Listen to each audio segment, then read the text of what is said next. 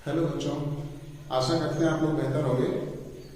आज के क्लास में हम लोग जानेंगे क्लास 12th का केमिस्ट्री का एक लेसन सॉल्यूशन के बारे में। आज हम लोग न्यू लेसन स्टार्ट करेंगे केमिस्ट्री का एक लेसन सॉल्यूशन विलयन के बारे में हम लोग जानेंगे। इससे पहले हम लोगों ने और भी फिजिक्स मैथ्स आदि के बारे में और से क्लासेस देखे। आज हम लोग विलयन के बारे में देखते हैं कि विलयन होता क्या है। पिछली कक्षाओं से आप लोग विलयन के बारे में बहुत सारी परिभाषाओं को पढ़ा होगा, बहुत सारे के बारे में जाना होगा विलयन क्या होता है। आज हम उसी के बारे में फिर से लेकर चलते हैं आपको। सबसे पहले हम विलयन, जिसको हम कहते हैं सॉल्यूशन, विलयन कहते किसे हैं? तो दो या दो से अधिक घटकों के समांगी मिश्रण को विलयन कहते हैं। अब इसमें यानी कि घटक क्या होते हैं? घटक भाग उसके होते हैं, एक तरह से अवयव होते हैं। और ये विलयन अलग अलग प्रकार का हो सकता है। इसमें बताया गया है समांगी मिश्रण। मिश्रण दो प्रकार के होते हैं, एक होता है समांगी मिश्रण और दूसरा होता है विसमांगी मिश्रण। समांगी मिश्रण किसे कहते हैं? ऐसा मिश्रण जिसमें उसके प्रत्येक घटक को पहचाना न जा सके, देखा न जा सके, सरलता से पृथक न किया जा सके, ऐसे मिश्रण समांगी मिश्रण की श्रेणी में रखे गए हैं। यहां समांगी मिश्रण कहलाते हैं। और विसमांगी मिश्रण ऐसा मिश्रण जिसमें से उसके घटकों को सरलता पूर्वक देखा जा सकता है, पहचाना जा सकता है और उसको पृथक भी किया जा सकता है। ऐसे को हम विसमांगी मिश्रण कहते हैं।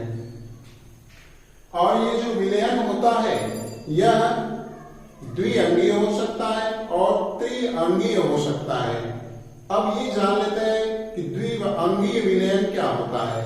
यदि विलयन में दो घटक मिले हों तो विलयन द्विअंगीय कहलाएगा। और यदि विलयन में तीन घटक मिले हुए हों तो वह विलयन त्रिअंगीय कहलाएगा। बट एग्जाम्पल के तौर पर अगर हम देख लेते हैं, व्यवहारिक एग्जाम्पल आपको दिया जाता है। जैसे व्यवहार में हम अपने घरों पर अगर शरबत बनाते हैं तो शरबत बनाने में हम पानी का और चीनी का इस्तेमाल करते हैं। तो एक पानी हो गया और एक चीनी आ गया। तो ये जो विलयन मिला है दो घटकों के मिलने से बना है, इसलिए इसको हम द्विअंगीय कहेंगे। बट अगर हम ऐसा मान लेते हैं कि हमने उसमें नींबू निचोड़ दिया, अब पहला तो जल था, दूसरा चीनी थी और तीसरा जो है नींबू आ गया इसमें। तो इस प्रकार से इसमें तीन घटक मिल गए। तो इस प्रकार का जो विलयन होगा तीन अंगीय विलयन हो गया। यदि इसी प्रकार से विलयन में घटकों की संख्या बढ़ जा रही है तो विलयन का प्रकार मीन्स दैट हम उसको उस टाइप का विलयन कह सकते हैं। जैसे द्विअंगीय विलयन, त्रिअंगीय विलयन, चतुष या बहुअंगीय विलयन के नाम से हम उसको कह सकते हैं। तो आइए आगे देखते हैं विलयन के घटक।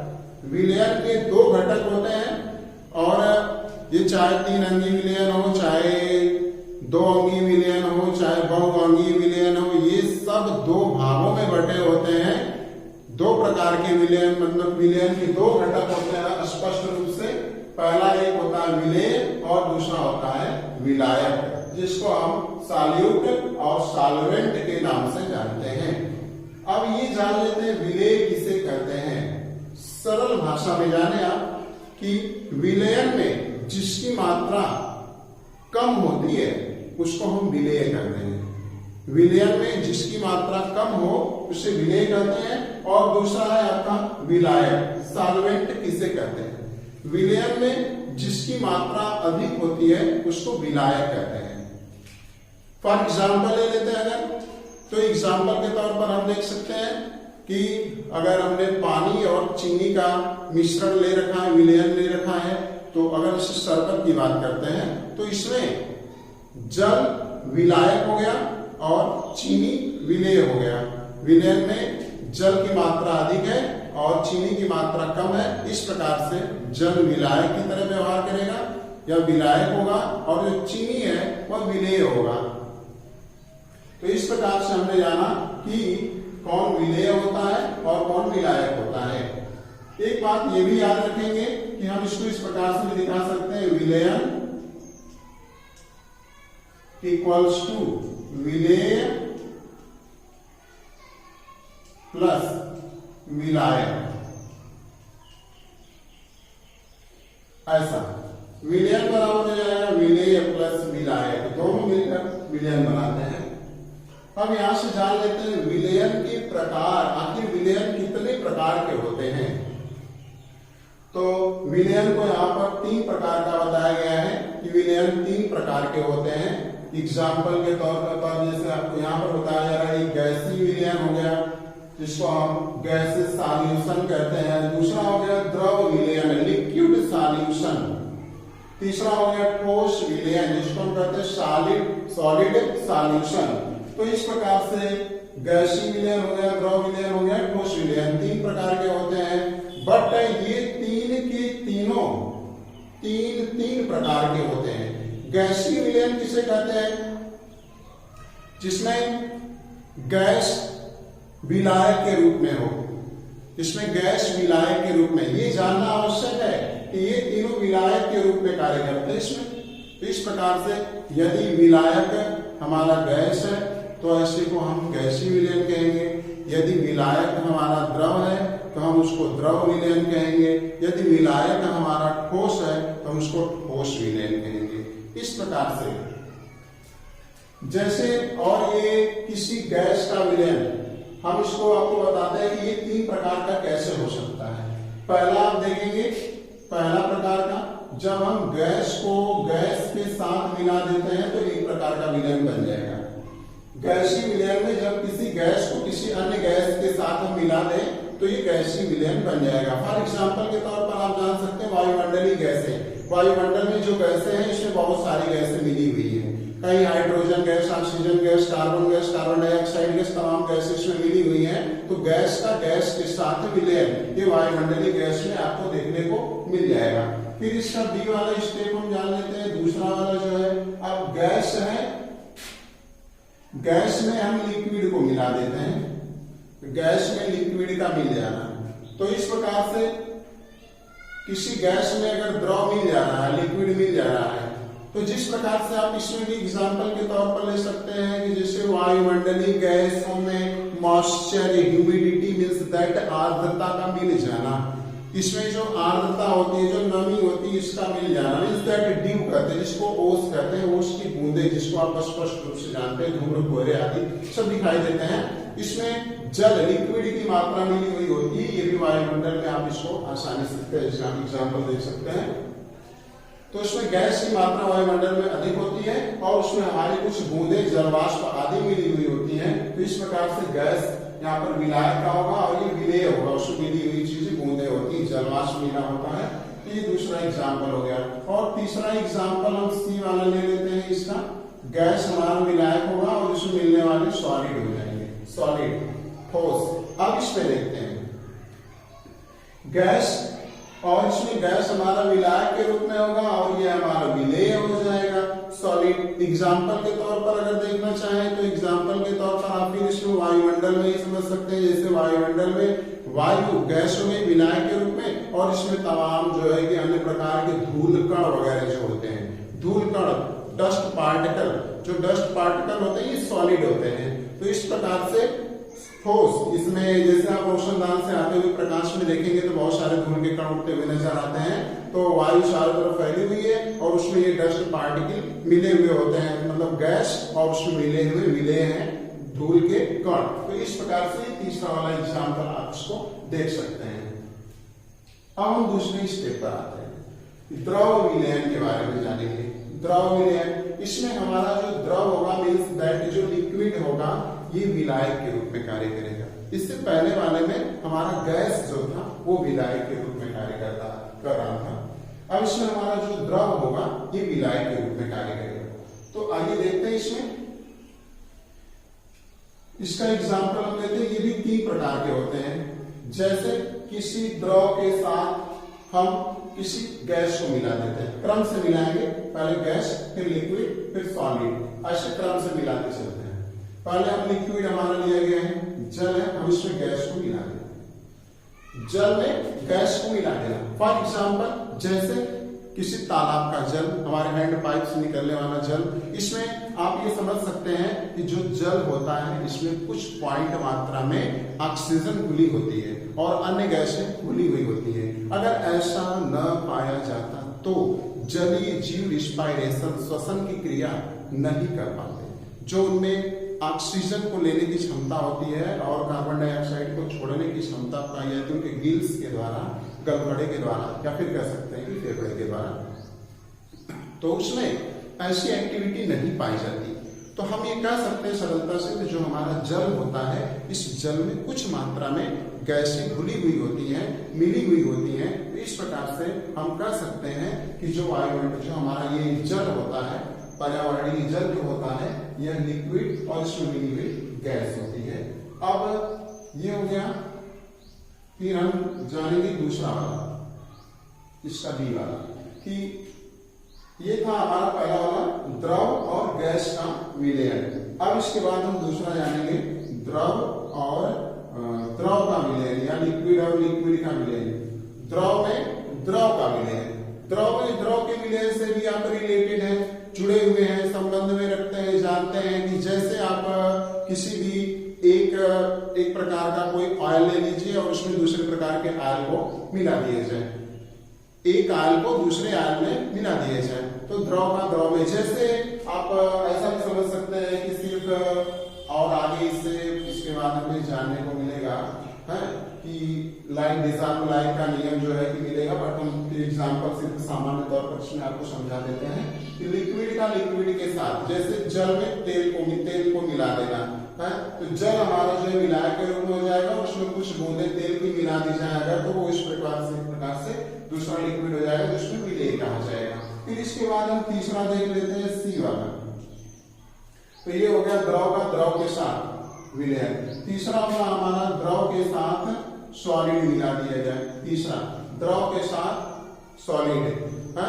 तो ऐसे आप एग्जांपल, जो हमारा हैंड पंप से जो जल निकलता है, हैंड पंपों से निकलने वाला जो जल होता है, इस जल में अनेक प्रकार की अशुद्धियां मिली होती हैं, या हम कह सकते हैं इसमें बहुत से पोषक तत्व मिले होते हैं, या अशुद्धियां भी मिली होती हैं, जिन नामों से जाने, बहुत सारे पदार्थ इसमें मिले होते हैं जो ठोस के कण होते हैं। जैसे इसमें आयरन पार्टिकल भी पाए जाते हैं, क्या कह सकते हैं सल्फर पार्टिकल भी पाए जाते हैं। इसके अतिरिक्त कुछ अन्य छोटे जीवाणु, बैक्टीरिया आदि भी पाए जाते हैं, जो कि ठोस अवस्था में उनकी गणना कर सकते हैं। तो इस प्रकार से हमारा लिक्विड विलायक हो गया और उसमें ठोस अनेक प्रकार के कण मिले हुए पाए जाते हैं। तो इस प्रकार से जो है द्रव का ठोस के साथ विलयन प्राप्त हो जाएगा।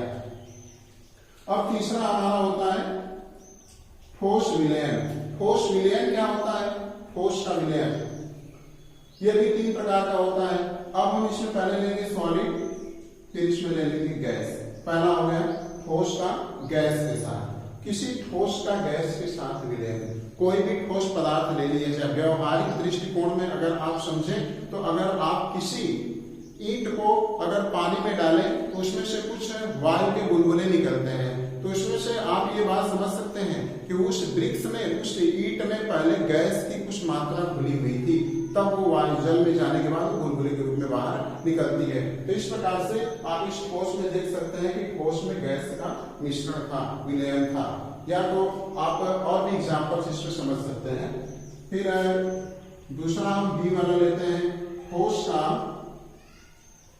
लिक्विड के साथ, ठोस का द्रव के साथ विलयन। यदि कोई ठोस है, ठोस का हम द्रव के साथ उसका विलयन की आवश्यकता है। इसमें हमारा जो सॉलिड ये विलायक के रूप में होगा और इसमें कुछ मात्रा में जो है जल मिली हुई हो सकती है, कुछ मात्रा में इसमें जलवाष्प आ सकती है। जैसे किसी भी पदार्थ का, किसी भी ठोस पदार्थ का जलवाष्प के साथ मिल जाना, नमी, ह्यूमिडिटी उसमें आ जाना। यदि वह आर्द्र हो जाता है, जैसे आप लोगों को अनेक प्रकार के सोडियम बाइकार्बोनेट बनाया जाता है, उसमें जो है कि H2O उसमें पाए जाते हैं, जलवाष्प होती है। जैसे आप एक एग्जाम्पल मोर लवण में फिटकिरी का ले सकते हैं। अगर फिटकिरी का लेते हैं, फिटकिरी का जो फार्मूला होता है K2SO4 × N2SO4 × 24H2O होता है। तो इसमें जो 24H2O है, तो जो इसमें जो फिटकिरी में 24H2O वो नमी, उसमें जलवाष्प की मात्रा, या कह सकते हैं कि जल उसमें मिला हुआ होता है, पर उसमें आप कह सकते हैं पूरा ठोस है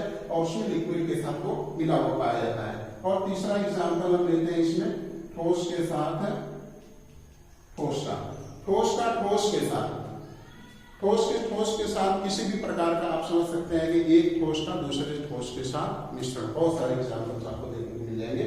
अब इसमें हमने देखा कि ये 9 प्रकार के हो गए, जैसे गैस का गैस के साथ मिले, गैस का द्रव के साथ, गैस का ठोस के साथ, फिर द्रव का गैस के साथ, द्रव का द्रव के साथ, द्रव का ठोस के साथ, फिर गैस जो है ठोस का गैस के साथ, फिर ठोस का द्रव के साथ, फिर ठोस का ठोस के साथ। इस प्रकार से हमने इस प्रकार से देखा कि कुल विलयन जो है 9 प्रकार के होते हैं। अब इसमें हम जानते हैं सांद्रता के बारे में। कॉन्सेंट्रेशन क्या होता है? सांद्रता किसी विलायक में विलेय की घुली हुई मात्रा, किसी विलायक में, अभी हमने विलायक और विलेय के बारे में बताया है, किसी विलायक में विलेय की जितनी मात्रा घुली हुई होती है उसे उसकी सांद्रता कहते हैं। साधारण तौर पर ये कह सकते हैं कि यदि जो एक विलयन 2 प्रकार के हो सकते हैं, इसके सांद्रता के आधार पर एक को कॉन्सेंट्रेट कहते हैं, एक को डाइल्यूट कहते हैं। एक सांद्र होता है, एक तनु होता है। सांद्र माने व्यवहारिक भाषा में समझे तो गाढ़ा कह सकते हैं, और तनु माने व्यवहारिक भाषा में कहें तो हल्का कह सकते हैं। तो जैसे अगर आपने शरबत बनाया तो शरबत में कभी कभी ऐसा होता है कि वह कभी फीका बन जाता है, कभी बहुत गाढ़ा बन जाया करता है। तो उसमें जब विलेय की मात्रा कम होगी तो उसको तनु कहेंगे, जब उसमें विलेय की मात्रा अधिक हो जाती है तो उसको सांद्र कहते हैं। यहाँ पर इससे भी समझ सकते हैं किसी विलायक में विलेय की घुली हुई मात्रा, जिसमें विलेय की मात्रा घुली हुई होती है वही उसकी सांद्रता कहलाती है, हम उसकी सांद्रता से व्यक्त करते हैं। चलिए आइए हम इसमें आगे चलते हैं। अब हम जानेंगे मोलरता के बारे में। मोलरिटी क्या चीज होती है? मोलरिटी के बारे में। 1 लीटर विलयन में हमने 1 लीटर विलयन ले लिया, कोई भी विलयन आप 1 लीटर ले लीजिए। किसी विलेय के मोलों की संख्या, आप जानते हैं कि विलयन 2 पार्ट से मिलकर बनता है, एक विलेय और एक विलायक। तो यहाँ बताया जा रहा है 1 लीटर विलयन में किसी विलेय के मोलों की संख्या, हम उसमें कितने भाग 1 लीटर में कितने विलेय उसमें मिलाए हैं, कितने भाग कितने संख्याएं उसमें मिली हुई हैं, उसे हम विलयन की मोलरता कहते हैं। मोलरता बराबर होता है विलेय पदार्थ की मोलों की संख्या, मोलों में संख्या, विलेय पदार्थ की मोलों में संख्या, जो उसमें पदार्थ विलेय किया गया है उसकी संख्या मोल में बटे विलयन का आयतन लीटर में। विलयन का टोटल जो आयतन होता है हम इसमें लीटर में व्यक्त करते हैं। जबकि मोल संख्या बराबर क्या होता है? ये जो मोल संख्या बताई गई है, मोल संख्या बराबर होता है विलेय का ग्राम में भार, विलेय का ग्राम में भार बटे उसका अणु भार। अब हम आगे चलते हैं। अतः मोलरता बराबर क्या हो जाएगी? हम इसको अब इसकी जगह पर रख सकते हैं, तो हमारा फार्मूला बन जाएगा मोलरता बराबर विलेय का ग्राम में भार बटे अणु भार। ये यहाँ पर आ गया, बटे विलयन का आयतन लीटर में। इस प्रकार से इसको दिखा देते हैं। मोलरता, यहाँ पर कुछ पॉइंट समझा लेते हैं कि मोलरता की यूनिट्स क्या होती है। इसकी यूनिट होती है मोल प्रति लीटर, और दूसरी यूनिट मोलरता ताप से प्रभावित होती है। जो मोलरता होती है उसको ताप बढ़ाने पर, आप इस बात को समझ सकते हैं कि खास करके जितने अधिकांश पदार्थ होते हैं उनका ताप बढ़ाने पर उसमें विलेय की मात्रा को अधिक होना जा सकता है, प्रभावित हो रहा है, ऐसा कह सकते हैं। मोलरता ताप से प्रभावित होता है। मोलरता को निम्न भागों में भी जाना जाता है। निम्न भागों में भी हम इसको जान सकते हैं। यहाँ पर कुछ भाग बताए गए हैं। अगर कहीं पर हम इसको कैपिटल एम से प्रदर्शित करते हैं, ये जान लेना आवश्यक है कि मोलरता को कैपिटल एम से प्रदर्शित करते हैं। तो कैपिटल एम अगर सिर्फ दिया गया है तो हम समझेंगे कि यहाँ पर मोलरता को बताया जा रहा है। यदि m/2 हो गया तो हम समझ जाएंगे ये सेमी मोलरता को व्यक्त करने का तरीका है। अगर m/10 हो गया तो इसको डेसी मोलरता से व्यक्त किया जाता है। यदि m/100 हो गया तो सेंटी मोलरता होती है, सेंटी मोलर उसको कहते हैं। तो इस प्रकार से हमने देखा कि मोलरता को हम अन्य पदों में भी इस प्रकार से व्यक्त कर सकते हैं। फॉर एग्जाम्पल हम इसी पर देखेंगे, मोलरता पर एक एग्जाम्पल देखते हैं, एक हल कर लेते हैं इस पर। 4 ग्राम NaOH means that caustic soda लिया गया है। 1 लीटर जली विलयन में घुला हुआ है। 1 लीटर पानी लेकर के उसमें 4 ग्राम प्लास्टिक सोडा को डाल दिया जाता है। विलयन की मोलरता क्या कीजिए, विलयन की मोलरता क्या होगी। विलयन की मोलरता का सूत्र हमें ज्ञात है, हल करते हैं सवाल को। मोलरता बराबर विलेय का ग्राम में भार बटे अणुभार, जैसा कि यहाँ पर हमने पढ़ा विलेय का ग्राम में भार बटे अणुभार बटे विलयन का आयतन लीटर में यहाँ पर बताया गया है। अब हम ये जान लेते हैं कि हमें सूत्र में क्या क्या ज्ञात होना चाहिए विलेय मोलरता ज्ञात करने के लिए। विलेय का ग्राम में हमें भार ज्ञात होना चाहिए, उसका अणुभार ज्ञात होना चाहिए और विलयन का आयतन ज्ञात होना चाहिए। अगर ये तीन की तीनों चीजें हमें ज्ञात है तो हम सवाल की गणना कर सकते हैं, इसमें इसकी मोलरता की गणना कर सकते हैं। बट अगर हमें इनमें से कोई भी स्टेप पता ना हो तो हमें उसे पता करना पड़ेगा कि वो अब कैसे निकलेगा। लेकिन हम देख लेते हैं यहाँ पर विलेय का ग्राम में भार पहले से ही दे रखा हुआ है कि 4 ग्राम NaOH दिया गया है। फिर विलेय का अणुभार, हमको अणुभार ज्ञात नहीं है तो NaOH का अणुभार निकाल लेते हैं। तो सोडियम का अणुभार 23 और इसमें ऑक्सीजन का 16 और हाइड्रोजन का 1 होता है। हम जब इसको ऐड करते हैं 23 16 39 से 40 हो जाएगा ग्राम प्रति मोल। 1 मोल में ये 40 ग्राम इसकी मात्रा ऐसी प्राप्त हो रही है। तो विलयन का आयतन भी हमको दिया हुआ है कि 1 लीटर है। तो हमें सारी तीन की तीनों चीजें हमें पता चल चुकी है। अब हम इस फार्मूले पर रख सकते हैं विलेय का ग्राम में भार 4 बटे इसका अणुभार हमें निकाला कितना 40 आ गया बटे आयतन 1 हो गया और इसकी मोलरता यम से व्यक्त की जाती है। अब इसमें 1 बटे 10 4 नामे 40 1 बटे 10 हो जाएगा यम, तो हम इसकी मोलरता को यम बाई 10 कर सकते हैं। तो इस प्रकार से हमने देखा कि यहाँ पर विलयन की मोलरता 1 बटे 10 मोलरता प्राप्त हो रही है, या कह सकते हैं यम बाई 10 प्राप्त हो रही है। तो हमने इस प्रकार से यहाँ पर मोलरता की गणना की। तो आज हम लोगों ने विलयन की मोलरता के बारे में जाना और विलयन क्या होता है ये जाना और विलयन कितने प्रकार के होते हैं ये और उससे संबंधित हम लोगों के एग्जाम्पल्स के बारे में जाना। तो यदि आप लोगों को ये क्लास ये वीडियो पसंद आए तो वीडियो को लाइक कर दीजिए और पूरा वॉच कीजिए ताकि आपको अच्छे से समझ में आ सके और चैनल को सब्सक्राइब कर लीजिए। वीडियो वॉच करने के लिए थैंक्स।